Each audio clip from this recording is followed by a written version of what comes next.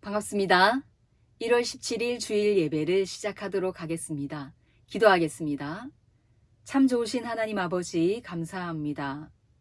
한 주간도 우리와 함께 하시고 또 우리를 보호해 주셔서 이 시간 함께 예배하며 또 하나님 말씀 앞에 나아올 수 있었음을 고백합니다. 이제 말씀을 들을 때에 말씀 가운데 역사하시는 하나님 우리 가운데 역사해 주셔서 오늘 그 말씀이 우리 마음 가운데 새겨지고 또 한 주간 실천할 수 있는 우리가 되어질 수 있도록 하나님 함께해 주십시오. 감사드리며 예수님의 이름으로 기도드렸습니다. 아멘. 자, 오늘 우리가 함께 볼 말씀은 여호수아서 말씀입니다. 여호수아 7장 11절부터 13절까지 말씀입니다. 이스라엘 사람들은 죄를 지었다. 그들은 내가 지키라고 명령한 약속을 깨뜨렸다. 그들은 나와 약속한 대로 하지 않고 나의 것을 훔쳐 내 물건 중 몇 가지를 가졌다. 그들은 거짓말을 했고 자기를 위해 그 물건들을 가지고 갔다. 그런 까닭에 이스라엘은 적과 싸워 이길 수 없었던 것이다. 그들은 싸우다가 뒤돌아서서 도망치고 말았다. 왜냐하면 너희는 내가 없애라고 한 것을 모두 없애지 않고 나에게 완전히 바치지 않았기 때문이다. 너희는 내가 바치라고 명령한 모든 것을 없애야 한다. 너희가 그 일을 행하지 않는 한 나는 너희를 도와줄 수 없다. 이제 일어나라. 내 앞에서 백성들을 거룩하게 하여라. 그들에게 이렇게 전하여라. 내일 주님을 위해 스스로를 거룩하게 하여라. 이스라엘의 하나님 여호와께서 너희 중 누군가가 여호와의 명령을 어기고 여호와께 바쳐야 할 것을 가지고 갔다고 말씀하셨다. 그 물건들을 버리지 않는 한 너희는 결코 적과 싸워 이길 수 없을 것이다. 아멘. 오늘은 아간의 잘못 탐심이라는 제목을 가지고 여러분과 함께 말씀을 나누려고 합니다. 자, 이집트에서 이스라엘 사람들을 구원한 하나님은 이들에게 주겠다고 약속하신 가나안 땅으로 이들을 인도하십니다. 그리고 가나안 땅을 정복하기 위해 가나안 정복 전쟁을 벌입니다. 이 전쟁으로 수많은 사람들이 죽죠.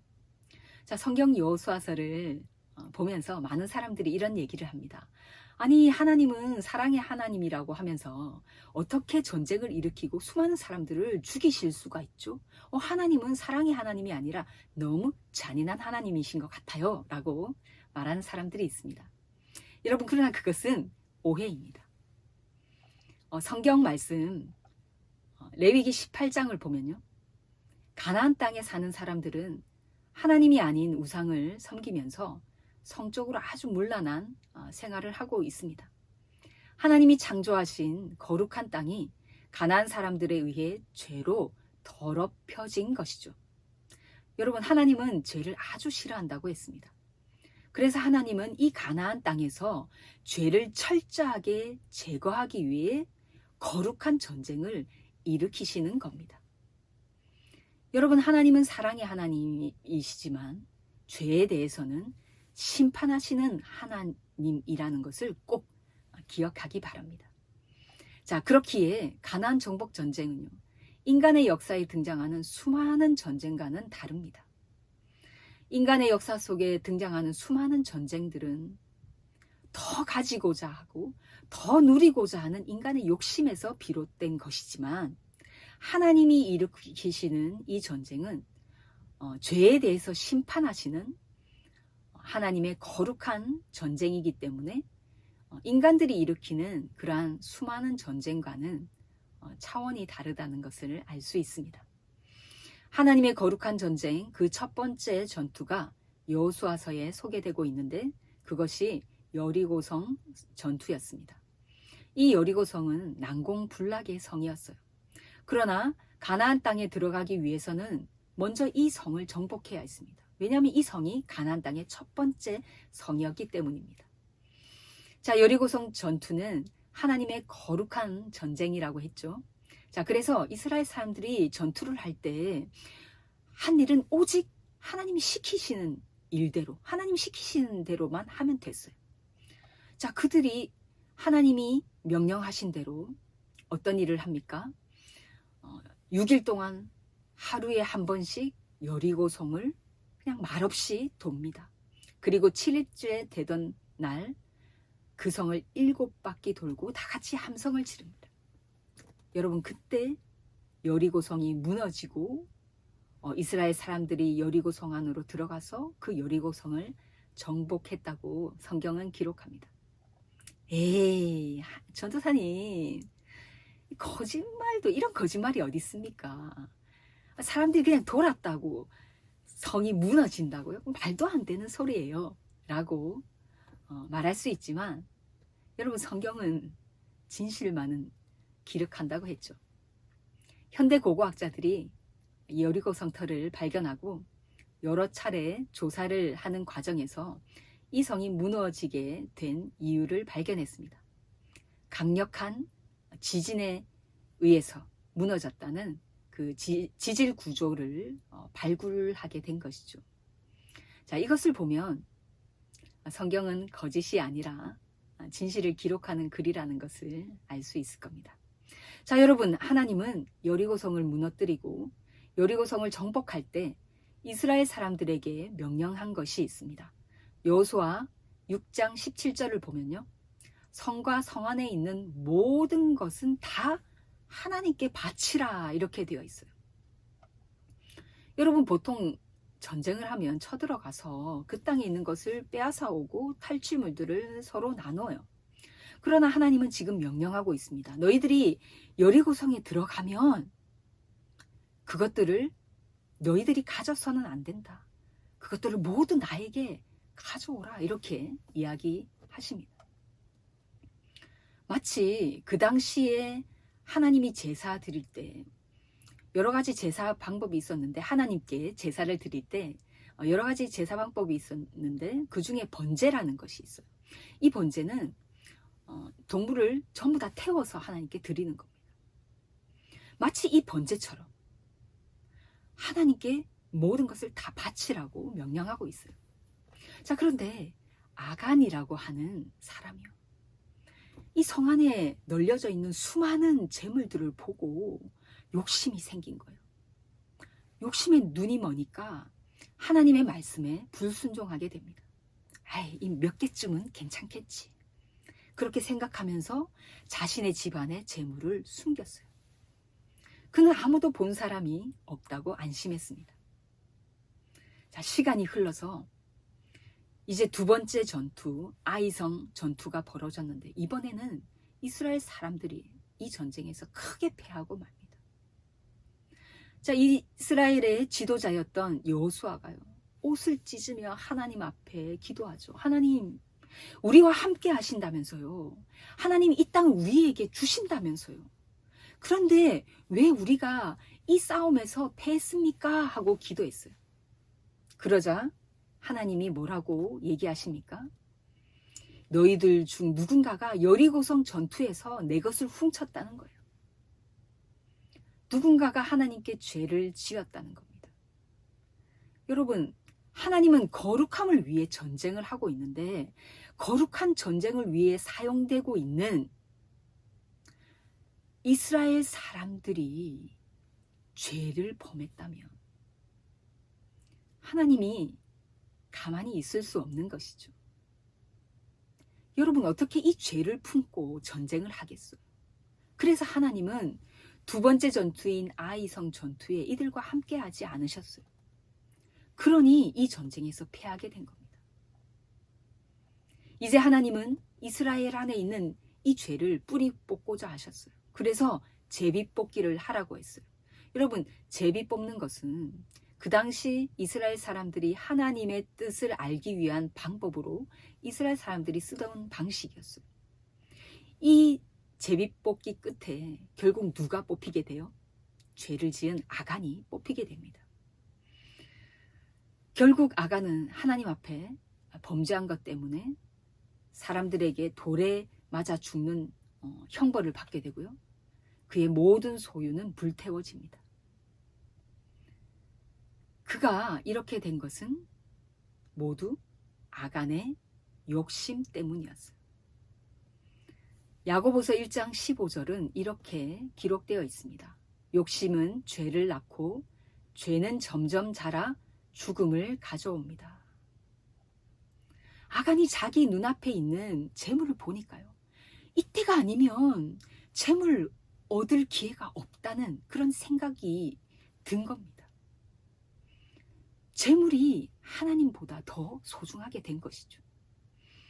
골로새서 3장 5절은요. 이렇게 말씀하고 있습니다. 탐심은 우상 숭배라고 말하고 있습니다.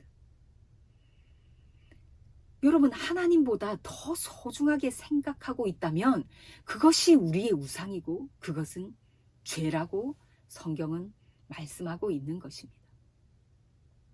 여러분, 욕심 때문에 하나님 말씀대로 살지 않고 있다면 그것은 어떤 것입니까?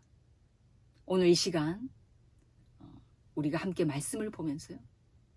내 안에 하나님 앞에 욕심 때문에 불순종하는 일들을 돌아보는 시간이 되었으면 좋겠습니다. 예를 들어 남들보다 공부를 더 잘하고 싶고 더 좋은 대학에 가고 싶다는 욕심 때문에 하나님과 멀어지고 있는 것은 무엇인지, 또 예를 들어 우리가 발표할 때 발표를 잘하고 싶은 욕심이 있잖아요. 근데 그런 욕심을 가지고 발표를 하면 이상하게 꼬여요. 발표가 잘 안 돼. 그러나 마음을 편안하게 가지고 발표를 하면 더 잘 되는 그런 경험을 여러분도 했을 줄 믿습니다. 자, 이럴 때는요, 욕심을 버려야 되는 거예요. 자, 그래서 완벽주의는 욕심에서 나옵니다. 내가 다른 사람들에게 인정받고 싶으니까, 내가 최고이고 싶으니까, 나는 절대 실수해서는 안 되니까 완벽하게 하고 싶은 거예요. 여러분, 완벽하면 신이지 인간이 어떻게 완벽할 수 있어요? 결국 완벽주의는요, 나 자신이 신이 되고자 하는 그 마음과 같은 겁니다. 여러분, 탐심은 우상숭배라고 했습니다. 그런데 하나님을 섬기는 우리가 우상숭배를 해서는 되겠습니까? 자, 그렇다면 우리가 이 탐심을 버리려면, 이 욕심을 버리려면 어떻게 해야 할까요? 3가지 방법이 있습니다. 첫 번째는요, 욕심 앞에서 하나님의 말씀을 선택할 수 있는 믿음이 있어야 합니다. 아간은 재물 앞에서 왜 흔들렸을까요? 지금이 아니면 재물을 얻을 기회가 없다고 생각하니까 조급해진 것이죠. 그러나 하나님을 진짜 믿었다면 내가 지금 이것을 포기해도 이 재물들이 필요한 어떤 순간이 되면 하나님이 내게 충분히 채워주실 거라는 그런 믿음이 있었다면 아간은 아마도 다른 선택을 하게 되었을 것입니다. 여러분, 언제나 믿음의 선택을 할 수 있는 저와 여러분이 되길 바랍니다. 두 번째는요, 욕심을 떨쳐버리려면 자족하는 마음을 가져야 합니다. 자족하는 마음이란 있는 것에 만족하는 마음이죠. 디모데 전서 6장 6절을 보면요, 지금 가지고 있는 것에 만족하는 것이 우리에게 도움이 된다고 합니다. 여러분, 우리가 태어날 때 뭘 가지고 태어나나요? 그리고 우리가 죽을 때 보세요. 뭘 가지고 갈 수가 없어요. 그러니 먹을 것, 입을 것, 그거 있다면 만족할 줄 알아야 한다고 성경은 말하고 있습니다. 있는 것에 만족하지 못하고 지나치게 가지려고 하면 아간처럼 자신을 망치게 되기 때문입니다. 자, 3번째는 욕심을 떨쳐버리려면 절제가 필요합니다. 절제는 성령의 열매예요. 예수님의 성품이죠. 광야에서 예수님이 시험을 당할 때가 있었죠. 그때 사단이 와서 유혹을 합니다. 예수님은 지금 인간으로서 이 세상에 왔는데 자꾸 하나님의 능력을 쓰게끔 유혹을 하죠. 그러나 예수님은 절제합니다. 그리고 그 사단의 유혹에 빠지지 않고요. 승리하게 됩니다. 그리고 요셉이라는 인물이 있죠. 요셉도 보디발 장군의 아내의 유혹에 넘어가지 않았죠. 요셉은 절제할 수 있는 사람이었어요. 여러분, 그러나 절제는 어려워요. 그래서 우리는 능력이 필요한 겁니다. 어떤 능력요? 성령의 능력. 이 절제라는 것이 무슨 뜻이냐면 유혹에 넘어가지 않는 능력이거든요. 그래서 우리가 힘이 없으니까 성령의 능력이 필요한 거예요. 그래서 절제에는 이 성령의 도우심으로 인해서 우리의 마음을 컨트롤할 수 있는, 우리를 다스릴 수 있는 그런 힘이 필요한 것입니다. 여러분, 욕심이라는 게 뭐예요? 분수에 넘치게 무엇을 탐내거나 누리고자 하는 마음이잖아요. 전도사님은 한때 여행 중독이었던 때가 있었다고 했죠. 여행을 하면 좋으니까 자꾸 가고 싶은 거예요. 절제가 안 돼요. 여행을 못 가면 막 스트레스가 쌓이고 하니까 삶이 우울해지니까 자꾸 여행을 가고 싶은 것이죠. 형편도 안 되는데 자꾸 여행을 가다 보니까 카드를 끊게 되고 엄청난 빚을 지게 되었다는 얘기를 한 적이 있습니다. 그런데 그러던 전도사님이 예수님을 진짜 만나고 나니까요. 여행을 못 가도 괜찮아요. 삶이 슬프지 않아요. 늘 행복해요. 여행을 좋아하는 내가 8년 동안 여행을 못 갔어요. 그래도 괜찮아요. 하나님이 자족하는 마음을 주셨어요. 있는 것에 만족하는 마음. 여러분, 그때는 맥도날드에 가서 2,700원 하는 그 카페라떼 한 잔, 그거 테이크아웃 하면서 맑은 하늘을 보며 거리를 걸어가는 그 순간도 너무 행복했어요.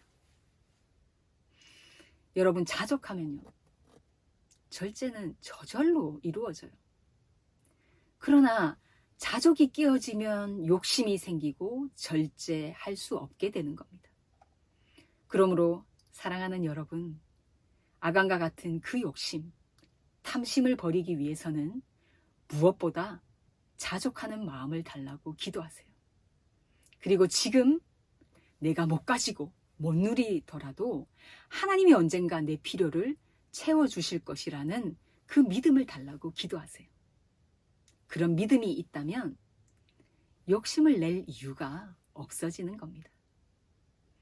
이번 한 주간 오늘 본문의 말씀, 아간의 죄를 생각하면서요, 한 주간도 탐심에 빠지지 않게 믿음의 선택을 하고 자족하고 절제하는 저와 여러분 되기를 예수님의 이름으로 축원합니다.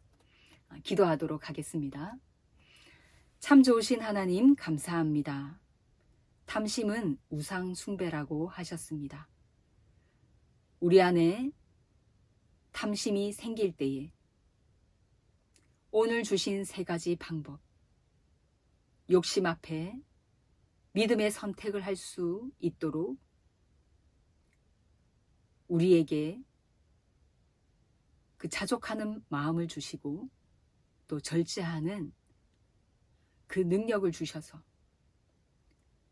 우리가 하나님의 말씀 앞에 순종할 수 있도록 우리의 삶을 이끌어 주십시오.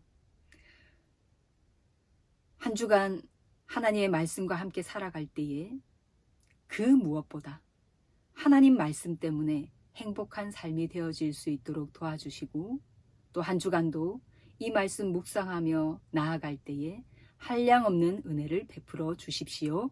감사드리며 예수님의 이름으로 기도드렸습니다. 아멘. 주기도문으로 마치도록 하겠습니다. 하늘에 계신 우리 아버지여, 이름이 거룩히 여김을 받으시오며 나라의 임하옵시며 뜻이 하늘에서 이루어진 것 같이 땅에서도 이루어지이다. 오늘날 우리에게 일용할 양식을 주옵시고, 우리가 우리에게 죄 지은 자를 사하여 준 것 같이 우리 죄를 사하여 주옵시고, 우리를 시험에 들게 하지 마옵시고 다만 악에서 구하옵소서. 대개 나라와 권세와 영광이 아버지께 영원히 있사옵나이다. 아멘. 1월 17일 주일 예배를 마쳤습니다. 한 주간도 우리 화이팅! 그리고 승리하는 한 주 되길 바랍니다.